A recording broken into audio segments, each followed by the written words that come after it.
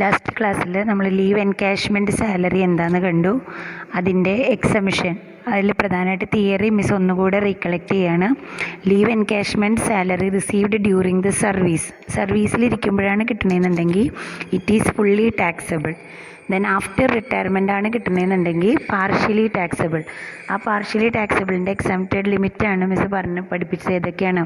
Maximum limit 3 lakh, പിന്നെ leave encashment salary received, average monthly salary into 10 months, average salary into number of months leave due. ഇതിൽ ഏറ്റവും least ഏതാണോ അതാണ് exemption. നമുക്കത് മനസ്സിലാക്കാൻ വേണ്ടി ഒരു പ്രോബ്ലം ചെയ്യാം. Sri Ganesh was a manager in a company. He took premature retirement from service on 1st October 2019 after completing 26 years of service. അപ്പോൾ നമ്മൾ പറഞ്ഞു ആദ്യം തന്നെ ആഫ്റ്റർ റിട്ടയർമെൻ്റ് ആണ്, പ്രീമെച്ചർ റിട്ടയർമെൻ്റ് എടുത്തു എന്ന് പറയുന്നുണ്ട്. അപ്പോൾ റിട്ടയർമെൻറ്റിന് ശേഷമാണ് അയാൾക്ക് ലീവ് എൻകാഷ്മെൻറ്റ് സാലറി കിട്ടണേ. അപ്പോൾ നമ്മൾ ആദ്യം ചെക്ക് ചെയ്യേണ്ടത് എന്താണ്? Whether he is A government employee or non government employee. Government employee ആണെങ്കിൽ ഫുള്ളി എക്സംപ്റ്റഡും നോൺ ഗവൺമെൻറ് എംപ്ലോയി ആണെങ്കിൽ പാർഷ്യലി എക്സംപ്റ്റഡും ആണ്. അപ്പോൾ he's A manager in A company എന്നേ പറയണുള്ളൂ. അതുകൊണ്ട് എന്താണ്? നോൺ ഗവൺമെൻറ് എംപ്ലോയി ആണ്. അപ്പോൾ കേസ് ബി ആണ്. എന്താ?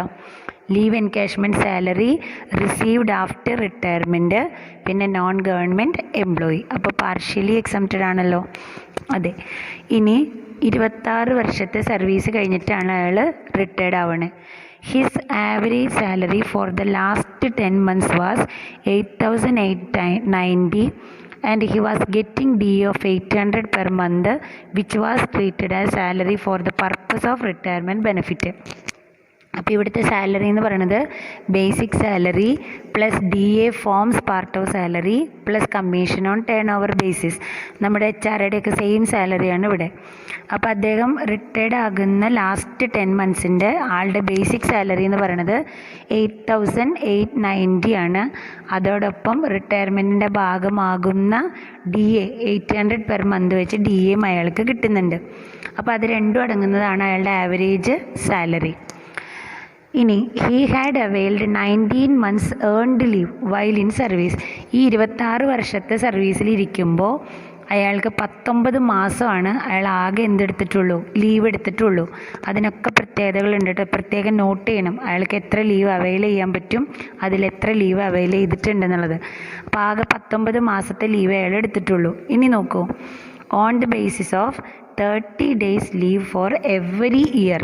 ഓരോ വർഷവും അയാൾക്ക് 30 days ലീവ് എടുക്കാം. അപ്പോൾ നമുക്ക് 30 days എന്നുള്ളത് 1 month എന്ന് തന്നെ കൺസിഡർ ചെയ്യാം. അപ്പോൾ ഒരു വർഷം 1 മാസം അയാൾക്ക് ലീവ് എടുക്കാനുള്ള പെർമിഷനുണ്ട്. അങ്ങനെ 26 വർഷം അയാൾ സർവീസ് ചെയ്തു. എന്നിട്ട് ആകെ എത്ര ലീവ് എടുത്തിട്ടുള്ളൂ? 19 മാസം ലീവ് എടുത്തിട്ടുള്ളൂ. അപ്പോൾ എത്ര ലീവിന് ഡ്യൂ ഉണ്ട് എന്നുള്ളത് നമുക്ക് നോക്കാം. He was paid 58,100 rupees as salary and 5,600 rupees as DA. അതാണ് ലീവ് എൻകാഷ്മെൻറ്റ് സാലറി. ആ എടുക്കാത്ത ലീവിന് പകരമായിട്ട് അയാൾക്ക് കിട്ടിയേക്കുന്നത് 58,100 സാലറി ആയിട്ടും 5,600 DA ആയിട്ടും അയാൾക്ക് കിട്ടിയിട്ടുണ്ട്. So compute the amount exempted regarding എൻകാഷ്മെൻറ്റ് of earned leave for the assessment year 2020-21. അയാളുടെ ലീവ് എൻകാഷ്മെൻറ്റിൻ്റെ എക്സംഷൻ കാണാനാണ് പറഞ്ഞേക്കണേ. അപ്പോൾ നമുക്ക് ചെയ്തു തുടങ്ങാം. ലീവ് എൻകാഷ്മെൻറ്റ് സാലറി അയാൾക്ക് കിട്ടിയത് എത്രയാണെന്ന് നോക്കുക. ടോട്ടൽ സാലറി ആയിട്ട് 58,100 കിട്ടിയിട്ടുണ്ട്, പ്ലസ് DA ആയിട്ട് 5,600 കിട്ടിയിട്ടുണ്ട്. അങ്ങനെ total leave encashment salary 63,700 less exempted. നമുക്കറിയോ ഇപ്പോൾ? ഇല്ല. അപ്പോൾ നമുക്ക് അവിടെ ഒരു സ്റ്റാർ ഇട്ടിട്ട് മാറ്റി വയ്ക്കാം. ടാക്സബിൾ എഴുതാനുള്ള സ്ഥലം അവിടെ വിട്ടേക്കുക.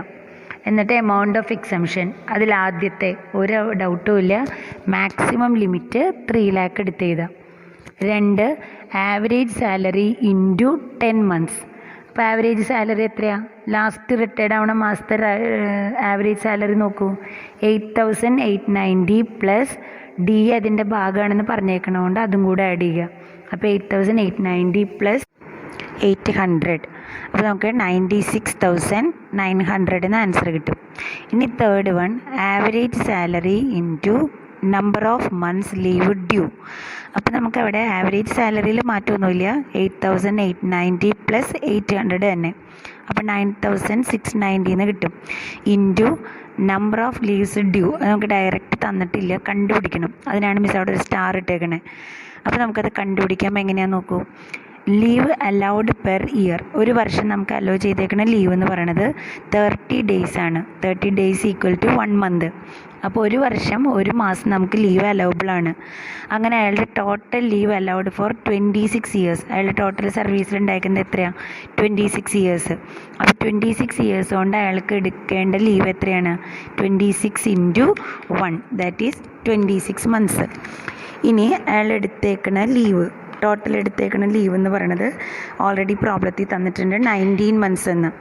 അപ്പോൾ 26 വർഷം കൊണ്ട് 26 മാസം അയാൾക്ക് ലീവ് എടുക്കാം. പക്ഷേ അയാൾ ആകെ എടുത്തേക്കുന്ന ലീവ് എന്ന് പറയുന്നത് 19 months ഉള്ളൂ.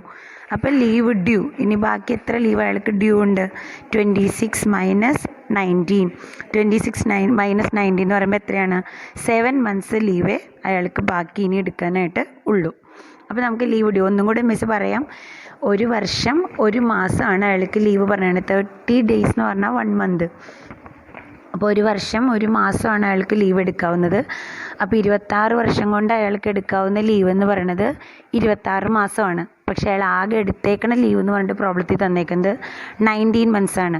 അപ്പോൾ ബാക്കി 26 മൈനസ് 19, 7 മാസത്തെ ലീവ് അയാൾക്ക് എടുക്കാനുണ്ട്. ആ എടുക്കാനുള്ള 7 മാസത്തെ ലീവിനാണ് അയാൾക്ക് എന്ത് കിട്ടുക? ലീവ് എൻകാഷ്മെൻറ്റ് സാലറി കിട്ടുക. മനസ്സിലായോ? അപ്പോൾ നമുക്കിവിടെ average salary into leave due എന്നല്ലേ. അപ്പോൾ ഇവിടെ ആവറേജ് സാലറിയിൽ നേരത്തെ തന്നെ 8,890 plus 800 into number of leaves due എന്ന് പറയുന്നത് എത്ര എഴുതണ്ടേ? 7 മാസം. അത് കണ്ടുപിടിച്ചേക്കണോണ്ടാണ് മിസ് അവിടെ സ്റ്റാർ ഇട്ടിട്ട് 2 എന്ന് എഴുതിയേക്കണേ. അപ്പോൾ ടോട്ടൽ 67,830 എന്ന ആൻസർ കിട്ടും. ഓക്കെ, ഇനി നാലാമത്തെ എക്സംഷൻ മാറ്റമൊന്നുമില്ല. Leave encashment salary received. ആ എംപ്ലോയിക്ക് ലീവ് എൻകാഷ്മെൻറ്റ് സാലറി എന്നുള്ള പേരിൽ ആ കമ്പനിയിൽ നിന്ന് എത്ര രൂപ കിട്ടിയെന്ന് നോക്കൂ. എത്ര കിട്ടിയേക്കണേ? 58,100 രൂപ സാലറി എന്നുള്ള പേരിലും 5,600 രൂപ DA എന്നുള്ള പേരിലും. അങ്ങനെ ടോട്ടൽ 63,700 ആണ് അയാൾക്ക് ടോട്ടൽ ലീവ് എൻകാഷ്മെൻറ്റ് സാലറി കിട്ടിയേക്കണേ. അപ്പം നമുക്കിവിടെ 4 എമൗണ്ടുകൾ കിട്ടി. ഒന്നാമത്തെ എമൗണ്ട് എക്സംഷൻ ലിമിറ്റ് 3 lakh. രണ്ടാമത്തെ amount average salary into 10 months ചെയ്യുമ്പോൾ 96,900. Third one average salary into leave due 67,830. പിന്നെ ലീവ് എൻകാഷ്മെൻറ്റ് സാലറി റിസീവ്ഡ് 63,700. ഇനി ഇതിൽ ഏറ്റവും ഏറ്റവും കുറഞ്ഞത് ഏതാണ്? 63,700. അത് നമ്മൾ എന്ത് ചെയ്യുക? 63,700 ഇനിയാണ് നമ്മൾ നേരത്തെ ഫ്രം ദ ബിഗിനിങ്ങിൽ ചെയ്തപ്പോൾ ആ 63,700 എഴുതാനൊരു സ്ഥലം ഇട്ടിട്ടുണ്ടായിരുന്നു അല്ലേ? എക്സംപ്റ്റഡ് എന്ന് എഴുതിയിട്ടൊരു സ്ഥലം ഇട്ടിട്ടില്ലേ? ആ എക്സംപ്റ്റഡിലേക്ക് 63,700 എടുത്ത് എഴുതുക. ബാക്കി എന്തെങ്കിലും ഉണ്ടോ നോക്കൂ. ലീവ് എൻകാഷ്മെൻറ്റ് റിസീവ് ചെയ്തേക്കുന്നത് 63,700, എക്സംഷൻ കിട്ടിയേക്കുന്നതും 63,700. ബാലൻസ് ടാക്സബിൾ ഇൻകം നിൽ. മനസ്സിലായോ? അപ്പോൾ ലീവ് എൻകാഷ്മെൻറ്റ് സാലറിയുടെ പ്രോബ്ലം ചെയ്യുമ്പോൾ ശ്രദ്ധിക്കേണ്ടത്, ആദ്യം തന്നെ ലീവ് എൻകാഷ്മെൻറ്റ് കിട്ടിയിരിക്കുന്നത് സർവീസിലിരിക്കുമ്പോഴാണോ അതോ റിട്ടയർഡ് ആയതിന് ശേഷമാണോ നോക്കുക. സർവീസിലിരിക്കുമ്പോഴാണെങ്കിൽ ഫുള്ളി ടാക്സബിൾ ആക്കുക, റിട്ടയർമെൻറ്റിന് ശേഷമാണെങ്കിൽ പാർഷ്യലി ടാക്സബിൾ ആക്കുക. അങ്ങനെ പാർഷ്യലി ടാക്സബിൾ ആക്കുമ്പോൾ അയാൾ ഗവൺമെൻറ് എംപ്ലോയി ആണോ നോൺ ഗവൺമെൻറ് എംപ്ലോയി ആണോ നോക്കുക. ഗവൺമെൻറ് എംപ്ലോയി ആണെങ്കിൽ ഫുള്ളി എക്സംഷൻ കൊടുക്കുക, നോൺ ഗവൺമെൻറ് എംപ്ലോയി ആണെങ്കിൽ പാർഷ്യലി കൊടുക്കുക. പിന്നെ നമ്മൾ ശ്രദ്ധിക്കേണ്ടത് എത്രയാണ് ലീവ് എൻകാഷ്മെൻറ്റ് സാലറി ആയിട്ട് കിട്ടിയേക്കണേന്ന് നോക്കുക. എത്ര മാസത്തെ ലീവ് അയാൾക്ക് പെൻഡിങ് ഉണ്ട്, എത്ര ലീവ് ഡ്യൂ ഉണ്ടെന്ന് നോക്കുക. എന്നിട്ട് മിസ് പറഞ്ഞ പോലെ പ്രോബ്ലം ചെയ്യുക. അപ്പോൾ ഇതിൽ ക്ലിയർ ആയിട്ടുണ്ടാവും എന്ന് കരുതണോ. എന്തെങ്കിലും ഡൗട്ട് ഉണ്ടെങ്കിൽ ആഫ്റ്റർ ഈ പ്രോബ്ലം ചെയ്തതിന് ശേഷം നിങ്ങൾക്ക് എവിടെയെങ്കിലും ഒരു ഡൗട്ട് തോന്നുകയാണെങ്കിൽ മിസ്സിനെ വിളിക്കുക, ഡീറ്റെയിൽ ആയിട്ട് പറഞ്ഞുതരാം കേട്ടോ. Okay, thank you.